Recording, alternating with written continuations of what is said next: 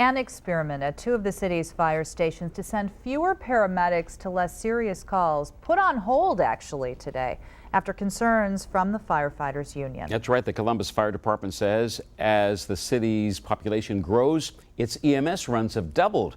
So the department wants to test out sending fewer paramedics to see if that would be a better use of its resources. But the firefighters union says it will risk lives. 10 TV's Tanisha Millette joins us from Station 10 in Franklinton with details. Hi, Tanisha. The Columbus Division of Fire says that this station, Station 10, is one of two of the busiest in the city. That's why it was chosen for this experiment. But the firefighters are not happy about this plan at all. When a call goes out, Medic 22, 3391 South High Street. Firefighter Union President Jack Rail says you never know what you're going to get. So it could be a life-threatening run or it could be a non-life-threatening run. Rail says with two paramedics on board, there's a better chance of being prepared for the most serious calls.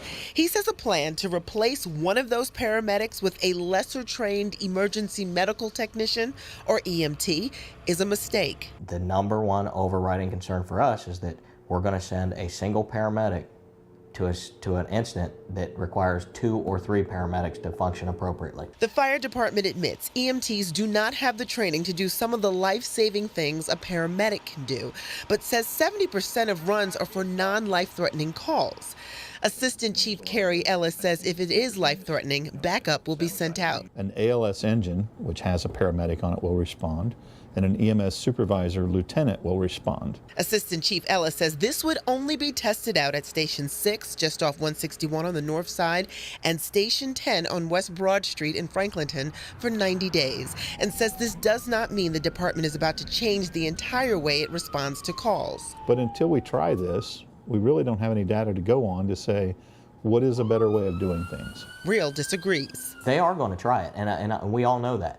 They're going to try it, and we're going to have cardiac arrest that are responded to with an understaffed vehicle. And again, this test is only going to be tried out in 2 stations throughout the city. And the assistant chief says that a team will evaluate how this is going on a daily basis for at least the first 2 weeks of that 90-day pilot. Live in Franklinton, Tanisha Millette, 10 TV News. Tanisha, this was supposed to take effect today, but there's this emergency delay. What is the timeline going forward? Well, you know, the assistant chief says that after a couple of back and forth emails between the union and an upper brass, they decided to postpone this until the union can get a better understanding of the plan and all of their concerns were answered. To that end, they don't have a definite start date, but they do guarantee this will happen.